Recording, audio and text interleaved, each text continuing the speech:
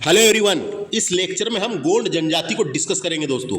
गोंड जनजाति से related important जानकारी हम डिस्कस करेंगे, है ना। जो विभिन्न कंपटीशन एग्जाम जो अपना एमपीपीएससी की यूनिट नंबर जो 10 है वो जनजाति से संबंधित है। इसके अलावा जो कॉम्पिटेटिव एग्जाम में जो क्वेश्चन आते हैं उससे रिलेटेड पूरी जानकारी हम डिस्कस करेंगे दोस्तों। इसके पहले मैंने भील जनजाति के बारे में डिस्कस कर चुका हूँ, आप मेरे चैनल की प्लेलिस्ट को जाके विजिट कर सकते हैं। इस लेक्चर में हम गोंड जनजाति के बारे में डिस्कस करेंगे दोस्तों। तो आपको जानकारी के लिए बता दूं, गोंड समुदाय भारत की एक प्रमुख प्राचीन समुदाय है जो कि भारत के कई प्रदेश जैसे कि विंध्याचल, सतपुड़ा का पठार, छत्तीसगढ़ के मैदान के दक्षिण में तथा दक्षिण पश्चिम में गोदावरी तक फैला हुआ द्रविड़ परिवार का एक कबीला है दोस्तों। द्रविड़ परिवार का एक कबीला है जो 5वीं-6वीं शताब्दी में दक्षिण से गोदावरी के तट को पकड़कर मध्य भारत के क्षेत्र में फैल गया, है ना, फैल गया। आज भी मोदियाल गोंड जैसे समूह, है ना, जिनकी जातियां भाषा गोंडी है और द्रविड़ परिवार के हैं दोस्तों, द्रविड़ परिवार के हैं। तो देखिए, इनका सामान्य परिचय हम डिस्कस करते हैं। तो सामान्य परिचय में गोंड जनजाति की उत्पत्ति द्रविड़ से मानी जाती है, ये याद रखना है, द्रविड़ से मानी जाती है। द्रविड़ परिवार क्या होता है, द्रविड़ क्या होता है, दक्षिण भारत की कई भाषाओं का समूह को द्रविड़ कहते हैं दोस्तों, है ना। जैसे कि द्रविड़ भाषाओं में उनकी बोलने वाली क्षेत्र आ जाते हैं, आधार में बटा हुआ रहता है, जैसे तेलुगु, कन्नड़, मलयालम, तुलु जैसी भाषाएं शामिल होती है। तो ये द्रविड़ परिवार की भाषा यानी गोंड जनजाति की उत्पत्ति द्रविड़ से मानी जाती है। द्रविड़ यानी दक्षिण, द्रविड़ का मतलब होता है दक्षिण, दक्षिण से मानी जाती है तथा इसका अस्तित्व आर्य वर्ग से पहले का है। इनका जो अस्तित्व है दोस्तों, गोंड जनजाति का अस्तित्व आर्य युग से पहले का है, आर्य युग से पहले का है। नेक्स्ट फैक्ट देखिए, गोंड शब्द कोट शब्द से बना है। गोंड शब्द कोंड शब्द से बना है जिसका अर्थ होता है हरे भरे पहाड़। जिसका अर्थ क्या होता है, हरे भरे पहाड़। तो हम बोल सकते हैं गोंड जनजाति की उत्पत्ति प्रसिद्ध, है ना। गोंड शब्द की उत्पत्ति तेलुगु भाषा के कोड शब्द से हुआ है। तेलुगु भाषा के कोड शब्द से हुआ है जिसका अर्थ होता है पर्वत। अर्थात यह जनजाति पहले पर्वतों पर निवास करती थी, इसीलिए ये गोंड कहलाया। कुछ कथाओं में गोंडों की उत्पत्ति बूढ़ादेव अर्थात महादेव से भी हुई है, ऐसा बताया गया है कुछ जगह, है ना। तो अपन समझ में आया, गोंड शब्द की उत्पत्ति तेलुगु भाषा के कोट शब्द से हुई है जिसका अर्थ होता है पर्वत। यह जनजाति पहले पर्वतों पर निवास करती थी, इसलिए गोंड कहलाई। ये समझ में आ गया, हरे भरे पहाड़, ये वाला फैक्ट समझ में आ गया होगा। नेक्स्ट है, गोंड स्वयं को क्या कहते हैं ये पता होना। तो गोंड स्वयं को क्या कहते हैं, गोंड स्वयं को कोई, है ना, कोई और कोई टोर कहकर पुकारते हैं। गलत छपा है दोस्तों, कोई तूरे लिखा है लेकिन कोई टोर। तो गोंड जनजाति खुद को कोई करके बोलते हैं, कोई और कोई टोर करके कहते हैं, ये पता होना, कहते हैं, है ना। गोंड स्वयं को कोई और कोई टोर कहते हैं। नेक्स्ट फैक्ट है, गोंड जनजाति का विस्तार नर्मदा नदी के दोनों और मुख्यतः मंडला, डिंडोरी, बालाघाट, सिवनी, छिंदवाड़ा, पांडुरना आदि जिलों में शामिल है। तो अपन बोल सकते हैं दक्षिण पूर्वी या पूर्वी दक्षिण मध्य प्रदेश वाला जो क्षेत्र है, जैसे कि मंडला, डिंडोरी, बालाघाट, सिवनी, छिंदवाड़ा, है ना, पांडुरना, ये छिंदवाड़ा में आता है, पांडुरना जिला, है ना। तो ये जो क्षेत्र है दोस्तों, बालाघाट, सिवनी, डिंडोरी, है ना, मंडला, ये क्षेत्र में मिलेगी आपको गोंड जनजाति। तो ये पता होना, क्षेत्र का नाम आ सकता है, ये दक्षिण पूर्वी पूछा या पूर्वी दक्षिण, ऐसा ऑप्शन दे सकता है। गोंड शारीरिक रूप से गहरे रंग, सुडौल शरीर, घुंघराले व मोटे बाल व अंडाकार चेहरे के होते हैं दोस्तों। इसके अलावा इनकी उपजातियां देखेंगे तो मंडला क्षेत्र में देवगोंड होते हैं दोस्तों, एक देवगोंड, राजगोंड भी होते हैं, एक राजगोंड, सूर्यवंशी गोंड भी होते हैं, सूर्यवंशी गोंड, और देवगाड़िया गोंड ये भी होती है दोस्तों, एक मंडला क्षेत्र में पाए जाते हैं देवगाड़िया गोंड।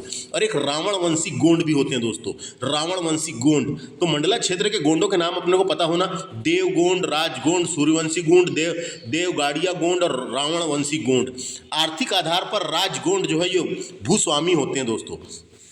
आर्थिक आधार पर जो राजगोंड होते हैं वो भूस्वामी होते हैं। भूस्वामी क्वेश्चन आ सकता है, भूस्वामी गोंड किसको बोलते हैं, राजगोंड को भूस्वामी गोंड कहते हैं। इसके अलावा धुर गोंड बोलते हैं जो कृषक वर्ग के होते हैं, कृषक वर्ग के गोंड को धुर गोंड कहा जाता है, याद रखना है। कमियां, कामिया है, कामिया जो बोलते हैं कामिया गोंड, ये श्रमिक वर्ग वाले को कामिया गोंड कहते हैं, ये पता होना अपने को। व्यवसाय के आधार पर देखा जाए तो अगरिया गोंड जो है, ये अगरिया उपजाति है, गोंड जनजाति की एक उपजाति है। तो ये लोहे का काम करने वाले को अगरिया कहते हैं। लोहे बनाते हैं, लोहे को पिघलाकर लोहे के काम करने वाले जो गोंड की उपजाति है एक अगरिया, ये क्या काम करती है, तो लोहे के काम करने वाले को अगरिया कहते हैं। प्रधान जो होता है वो पुजारी का कार्य करता है, अपने को पता होना। गोंड जनजाति में पुजारी का जो कार्य करता है उसको प्रधान कहते हैं। ओझा कहते हैं तांत्रिक क्रिया करने वाले को, जो तांत्रिक क्रिया झाड़ फूंक और तांत्रिक क्रिया जो करते हैं उसको ओझा कहते हैं, और ओझा भी गोंड जनजाति की उपजाति है ना। कोयला भूतिस जो होता है, ये नृत्य गान करने वाले यानी नाच गाना करने वाले गोंड जनजाति की उपजाति है, कोयला भूतिस है ना। तो नाच गाना करने वाली को कोयला भूतिस गोंड कहते हैं, याद रखना है। और सोलहास, ये लकड़ी का कार्य यानी जो बढ़ईगिरी वाला जो कार्य करते हैं, बढ़ईगिरी का मतलब यही फर्नीचर बनाने वाले है, लकड़ी के फर्नीचर बनाने वाले काम करते हैं, उसको सोलहास गोंड कहते हैं, ये पता होना। सोलहास गोंड कहते हैं, ये पता होना। तो यहाँ से क्वेश्चन बन सकता है, इसलिए वाले टॉपिक को अपने को पता रहना चाहिए। जो चीज़ें जैसे अगरिया लोहे के काम करने वाले को ओझा किसको बोलते हैं, नाच गाला करने वाले को बढ़ई को, ये पता होना दोस्तों। और ये क्षेत्र में कौन से पाए जाते हैं, ये पता होना। सामाजिक जीवन देखेंगे इनका अपन, तो गोंड जनजाति में विवाह पद्धति विकास अस्तित्व में है, अवस्थित है, यानी अवस्थित है। विवाह पद्धति अवस्थित है। परिवार जो है इनका पितृसत्तात्मक होता है एवं संयुक्त वैश्य परिवार की प्रथा होती है। पितृसत्तात्मक का मतलब है यहाँ पे इनमें जो पितृसत्तात्मक का मतलब है सामाजिक व्यवस्था जिसमें पुरुष की प्राथमिक सत्ता ज़्यादा होती है, पुरुष की प्राथमिक सत्ता ज़्यादा होती है, यानी कि पुरुष प्रधान होता है ना। पुरुष की ज़्यादा चलती है बोल सकते हैं, है ना। महिला घर का कामकाज करती है लेकिन पुरुष की ज़्यादा चलती है, इसलिए वो बोला गया पितृसत्तात्मक। एवं संयुक्त यानी संयुक्त सब साथ में रहते हैं, ये बताया गया। नेक्स्ट क्वेश्चन है, इनके विवाहों के प्रकार देखते हैं। तो एक होता है दोस्तों दूध लौटावा विवाह। दूध लौटावा विवाह जनजातियों में होने वाला एक विवाह है, खासकर गोंड जनजाति में। इसमें एक लड़की की शादी उसके ममेरे या फुफेरे भाई से कर दी जाती है, कर लेते हैं, एक में एक की घर की लड़की मांग लेते हैं, या मामा की लड़की या फुप्पा की लड़की को मांग लेते हैं, तो एक प्रकार से दूध लौटावा कहलाता है। दूध लौटावा कहलाता है। क्यों कहलाता है, जैसे फुप्पा की लड़की को मांग लिया फुफेरी बहन को, है ना, तो वो भी जो लड़की पहले अपने यहाँ थी वो उनके यहाँ गई, फिर दूसरे गोत्र की हो गई तो उसके यहाँ की मांग लिया तो अपने यहाँ वापस आ गई, तो एक प्रकार से दूध लौटावा विवाह कहलाता है। दूध लौटावा विवाह, है ना। तो गोंड जनजाति में इस तरह की विवाह का प्रचलन है, जिसे मामा और बुआ की लड़की से विवाह कर लेते हैं, उसी को दूध लौटावा विवाह कहते हैं। इस विवाह में एक भाई की शादी के लिए दूसरे परिवार से ही उसकी बहन मांग ली जाती है, यानी समझ में आ गया होगा आपको, है ना। इसका एक और नाम है, कभी पूछा गया, दूध लौटावा विवाह का आटा साटा विवाह भी बोलते हैं, इसको आटा साटा विवाह भी बोलते हैं, याद रखना है ना। गोंड जनजातियों द्वारा इंपॉर्टेंट है, पूछा जाता है। नेक्स्ट विवाह है लमानाई विवाह। लमानाई विवाह को सेवा विवाह भी कहते हैं दोस्तों, लमानाई विवाह को सेवा विवाह भी कहते हैं। इसमें क्या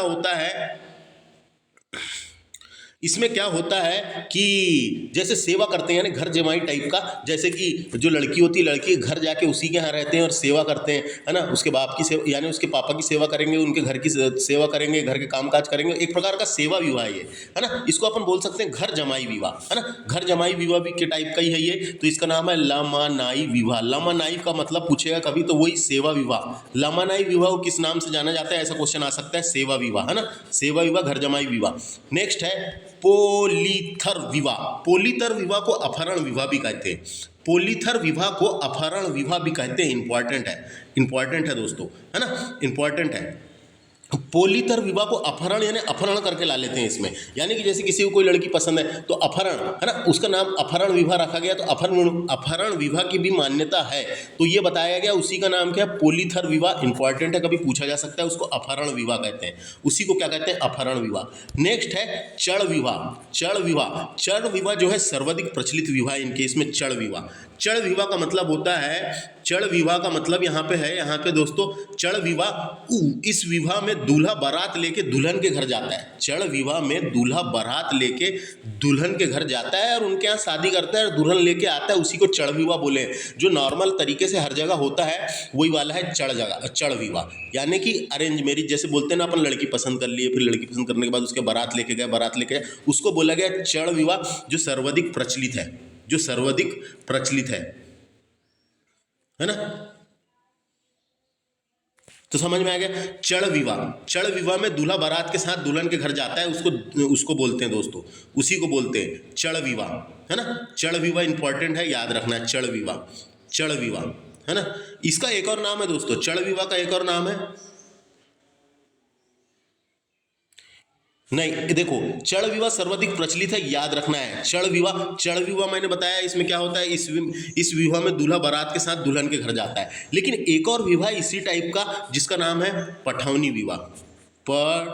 पठौनी विवाह, पठौनी विवाह, पठौनी विवाह में क्या होता है दोस्तों, पठौनी विवाह में जो होता है, इस विवाह में लड़की के परिवार वाले बारात लेकर लड़के के घर जाते हैं, ये वाला याद रखना है। पठौनी विवाह जो है, इस विवाह में लड़की के परिवार वाले बारात लेकर लड़के के घर जाते हैं, वो होता है पठौनी विवाह। तो इनमें दो विवाह इंपॉर्टेंट है, एक तो पठौनी विवाह जिसमें लड़की के परिवार वाले बारात लेकर लड़के के घर जाते हैं, और एक है चढ़ विवाह, यह विवाह में दूल्हा बारात लेकर दुल्हन के घर जाता है। इसके अलावा इंपॉर्टेंट है सेवा विवाह, पूछा जाता है। सेवा विवाह में, इस विवाह में जो पुरुष वधू मूल्य नहीं दे पाता, जो पुरुष वधू मूल्य समझे, इस विवाह में, सेवा विवाह में जो पुरुष वधू मूल्य नहीं दे पाता, वह अपने ससुर के यहाँ सेवा के रूप में काम करता है ना। कुछ साल तक ससुर की पुत्री से विवाह करके घर लौटता है, तो उसको सेवा विवाह कहते हैं। यानी कुछ साल रह के पहले सेवा करता है उनके घर में, उसके बाद वो लेके आता है वापस अपने घर में, उसको सेवा विवाह कहते हैं। तो इतने विवाह प्रचलित है,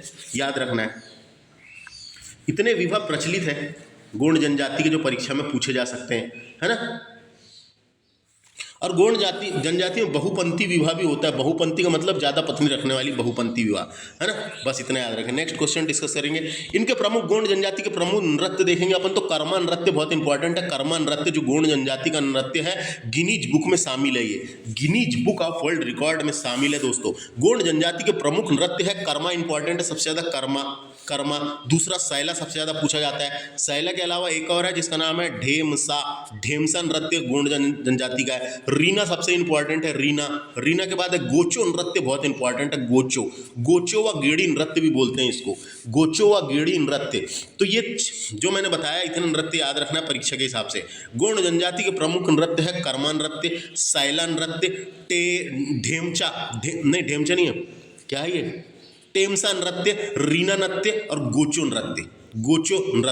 गौड़ जनजाति के ये नृत्य आमतौर पर कृषि हो गया, जन्म, विवाह, उत्सव के टाइम पे किए जाते हैं, जब उनका उत्सव रहता है, जब, है ना, ये पता रहना चाहिए। कर्मा नृत्य जो है, ये गोंड और बैगा जनजाति का प्रमुख नृत्य है। जो कर्मा है, ये गोंड और बैगा जनजाति दोनों का है दोस्तों, है ना, दोनों का है। सैला नृत्य जो है पारंपरिक नृत्य है। गोचो जो है, ये गौड़ जनजाति करती है अच्छी वर्षा के लिए, गोचो जो है गौड़ जनजाति करती है अच्छी के लिए। तो बाकी यहाँ पे बाकी भी लिखे हैं, तो अपन पढ़ लेते हैं। कर्मा नृत्य, सैला नृत्य, भड़ौनी नृत्य, उसके अलावा कहरवा नृत्य, सजती नृत्य, सुआ नृत्य इंपॉर्टेंट है, उसके बाद है एबलतोई नृत्य, दीवानी इंपॉर्टेंट है, और गोंडाहू नृत्य। ये सब नृत्य प्रमुख नृत्य है, तो याद रखना है ना। नेक्स्ट है मृत्यु के अवसर पर खाहुल पाथा नामक मृत्यु गीत गाते हैं इन लोग। खाहुल पाथा नामक एक गीत गाते हैं, जो मृत्यु के समय, अंतिम संस्कार के समय गाया जाता है इनके इसमें, है ना, गौड़ जनजाति में। तो अपन बोल सकते हैं गौड़ जनजाति में मृत्यु के अवसर पर खाहुल पाता नामक मृत्यु गीत गाए जाते हैं, याद रखना है। मृत्यु गीत अंतिम संस्कार में गाया जाता है। नेक्स्ट है खान पान में कोदा व कुटकी की बनी रबड़ी, कोदा व कुटकी से बनी रबड़ी, है ना, जो गोदला कहते हैं जिसको, कोदा के आटे की रोटी, और रात्रि में चावल खाना पसंद करते हैं। तो ये कोदा के आटे की रोटी होती है, जो चपाती टाइप की ऐसी मोटी मोटी बनाते हैं, जो बहुत ही पौष्टिक, उसमें कार्बोहाइड्रेट भी बहुत रहता है, उससे बहुत ज़्यादा एनर्जी मिलती है और बहुत ताकतवर होता है ना, शरीर के लिए। तो वाली रोटी खाना पसंद करते हैं, और रात में चावल खाते हैं इन लोग, रात में चावल खाना पसंद करते हैं, है ना। तो ये समझ में आना चाहिए, याला पता रहना चाहिए, कोदे की रोटी, और ये पूछा जा सकता है। प्रमुख उत्सव देखेंगे तो मंडई मेला का शुरुआत इनसे ही हुई, मंडला जिले से। फिर बाकी अदर गाँव में भी हर जगह लगता है मंडई मेला। तो लारूकाज इंपॉर्टेंट है, लारूकाज नाम का त्यौहार इंपॉर्टेंट है। लारूकाज मध्य प्रदेश के गौड़ जनजातियों द्वारा मनाए जाने वाला उत्सव है। लारूकाज सुअर की बलि से संबंधित है, सुअर की बलि दी जाती है इसमें। लारूकाज सुअर की बलि से संबंधित है ना। और इस त्यौहार में नारायण देव के सम्मान में सुअर की शादी माना जाता है, ऐसा बोलते हैं। नारायण देव के सम्मान में। और नारायण देव की पूजा करते हैं लारू काज में, ये पता होना चाहिए, है ना। समारोह में नारायण देव यानी इस समारोह में नारायण देव के सम्मान में सुअर की शादी माना जाता है ऐसा। और लारू कार्ज का अर्थ क्या होता है दोस्तों? लारू का मतलब होता है, लारू का मतलब है यहाँ पे दूल्हा, और काज का मतलब है यहाँ पे पवित्र अवसर। लारू का मतलब है दूल्हा और काज का मतलब है पवित्र अवसर। तो अपन बोल सकते हैं इसमें सुअर की बलि दी जाती है और नारायण देव की पूजा की जाती है, इतना याद रखना है। अगला है नवाखानी विवाह, नवाखानी उत्सव। नवाखानी उत्सव ऐसा है भारत के उड़ीसा, दक्षिण छत्तीसगढ़ और एक प्रकार का अपने मध्य प्रदेश में गोंड जनजातियों के द्वारा मनाया जाने वाला मौसम के नए चावल आगमन यानी फसल उत्सव है दोस्तों। ये फसल उत्सव है, जब नई फसल आती है, जैसे चावल की फसल, ऐसा गेहूं चावल की फसल में दाने लग जाते हैं तो वहाँ से दाने तोड़ के लाते हैं और घर में जो चावल बनाते हैं उसको बना के खाते हैं, उसको नया खाना कहते हैं। जैसे हर धर्म में आजकल हिंदू धर्म में भी नया खाते हैं कि नहीं, दूसरे लोग भी नया खा रहे हैं, सब क्या खाते हैं। तो नया खाना जो होता है तोरई की सब्जी बना के, वो नवाखानी उत्सव एक प्रकार का नया खाना, तो उसमें इसको फसल उत्सव बोल सकते हैं अपन, इसको फसल उत्सव बोल सकते हैं। नए चावल के आगमन का प्रतीक है ये नवाखानी उत्सव इनका है। जावरा उत्सव याद रखना है, जावरा उत्सव और छेरता उत्सव और बिदरी पूजा इंपॉर्टेंट है। बिदरी पूजा पूछा जा सकता है दोस्तों, है ना, बिदरी पूजा, है ना। तो ये इनके प्रमुख उत्सव है, मंडई, लारूकाज, नवाखानी, जावरा, छेरता और बिदरी पूजा इंपॉर्टेंट है।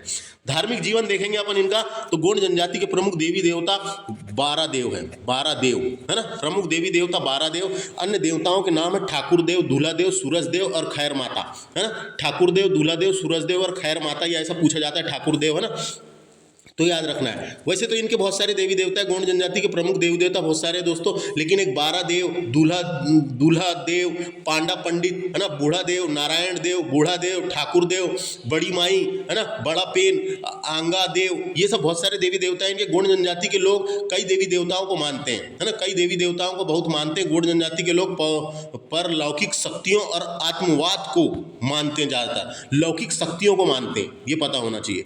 नेक्स्ट है, गोंड जनजाति के लोग अधिकांश हिंदू देवी देवताओं को मानते हैं। देखो मैंने बोला ना, हिंदू देवी देवताओं को मानते हैं। गोंड जनजाति के लोग मृत्यु की अवधारणा को एक दानव के जादुई कर्म के रूप में देखते हैं, ये पता होना, है ना। उसके बाद गोंड जनजाति के पुजारी को क्या कहा जाता है, ये क्वेश्चन आता रहता है, देवरी। गोंड जनजाति के जो पुजारी होते हैं उसको देवरी कहते हैं, याद रखना है, देवरी कहते हैं।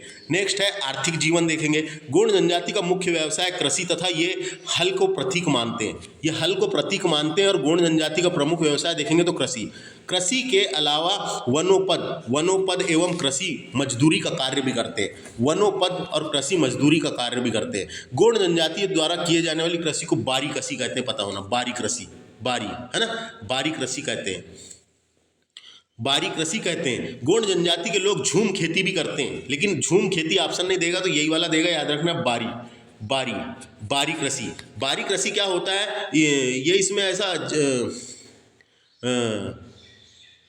खेत में पहले आग लगा देते हैं, फिर जो कचरा वचरा यानी सबको जमा करके उसमें आग लगा देते हैं, आग लगाने के बाद उसके ऊपर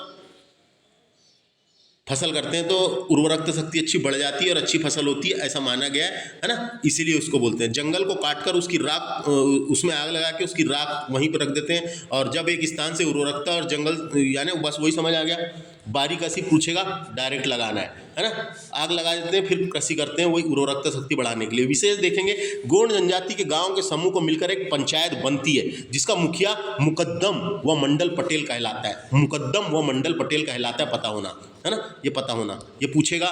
गोंड जनजाति गांव के समूह को मिलकर पंचायत कहती है और मुकद्दम या मंडल पटेल कहलाता है। नेक्स्ट क्वेश्चन है, घोटुल प्रथा इंपॉर्टेंट है, कई बार क्वेश्चन आया, घोटुल प्रथा का संबंध किससे है, घोटुल प्रथा का संबंध किससे, अगर क्वेश्चन आता है। घोटुल प्रथा जो है आदिवासी समाज के युवाओं में सामाजिक संगठन और शिक्षा का एक तरीका है दोस्तों, है ना, शिक्षा का एक तरीका है। यह प्रथा मुख्य रूप से छत्तीसगढ़, बस्तर जिला और अपने मध्य प्रदेश में और गोंड जनजाति के अलावा मुडिया जनजाति में भी ये प्रथा प्रचलित है ना, आदिवासियों में प्रचलित है। घोटुल में युवाओं को नृत्य, गाना, परंपरा, रिवाजों के जरिए बहुमुखी विकास दिया जाता है, बहुमुखी विकास दिया जाता है। जीवन कौशल, सामाजिक मूल्य, परंपराओं के बारे में सिखाया और बताया जाता है। तो घोटुल प्रथा का संबंध किससे, तो गोंड जनजाति, और दूसरा ये ऑप्शन नहीं देगा तो मुडिया जनजाति, दोनों जनजाति में घोटुल प्रथा प्रचलित है। इसके अंतर्गत विवाह के पूर्व युवक युवतियों को यौन शिक्षा भी प्रदान की जाती है, यौन शिक्षा भी प्रदान की जाती है और बहुमुखी विकास के लिए परंपरागत रीति रिवाजों के बारे में जानकारी दी जाती है। गोंड महिलाओं द्वारा किए गए भित्ति अलंकरण को, गोंड महिलाओं द्वारा किए गए भित्ति अलंकरण को नोह डोरा कहते हैं दोस्तों। नोह डोरा क्या है आपको बता दूं, अलंकरण का यानी नोहडोरा जो है ये क्वेश्चन आ चुका है एमपीपीएससी में 2023 में। दीवार पर मिट्टी से बना नोहडोरा अलंकरण किस जनजाति की विशेषता है, ऐसा क्वेश्चन पूछा था। तो ये किसकी, गोंड जनजाति की। 2023 एमपीपीएससी ने पूछा था दीवार पर मिट्टी से बना नोहडोरा अलंकरण किस जनजाति की विशेषता है, तो गोंड जनजाति की विशेषता है। तो मैंने बता दिया क्या है ये, मिट्टी की दीवार, यानी दीवार पर मिट्टी से बना हुआ रहता है, दीवार मिट्टी की दीवार पर मिट्टी से ही बना हुआ नोहडोरा होता है, अलंकरण होता है यानी कि एक बोल सकते हैं अपन ये इसका सौंदर्य दिखने के लिए, यानी बस इतना समझ आ गया। दीवार पर मिट्टी से बना हुआ अलंकरण को नोहा डोरा कहते हैं, इतना याद रखना है। नेक्स्ट है मंडई, गोंड जनजाति का मंडल शुरू हुआ और अदर गांव में भी हर जगह होता है। गोंडों का सांस्कृतिक मेला है मंडई, है ना। गोंडो अपने अतिग्रह को बंगला कहते हैं, जो उनका अतिग्रह होता है, अतिग्रह दोस्तों, अतिग्रह है ना, अतिग्रह को बंगला कहते हैं, याद रखना है। अतिग्रह को बंगला कहते हैं, बंगला है ना, अतिग्रह को बंगला कहते हैं, इतना पता होना। तो ये समझ में आ गया, इंपॉर्टेंट है। नोह डोरा पूछे जाते रहता है। गोंड जनजाति की संरचना, गोंड चिन्ह दीवार में चित्रांकन करके कैनवास और कागज और कैंसस की प्रस्तुतियाँ बना के उखेरते हैं उसको, जिससे अच्छा दिखता है। वो अलंकरण है एक प्रकार का। दीवार पर मिट्टी से बना नोह डोरा गोंड जनजाति में है और उनके अतिग्रह को बंगला कहते हैं। इस तरीके से गोंड जनजाति के बारे में काफ़ी जानकारी मैंने देने की कोशिश किया, जो भी हो सके तो बताने की कोशिश किया। यहीं से कंपटीशन एग्जाम में क्वेश्चन पूछ ले जाते हैं एमपीपीएससी और विभिन्न कंपटीशन एग्जाम, स्टेट लेवल की, एमपी स्टेट लेवल की वनडे एग्जामों में दोस्तों। तो thanks for watching. Next lecture में मिलते हैं, कोल जनजाति डिस्कस करेंगे। धन्यवाद।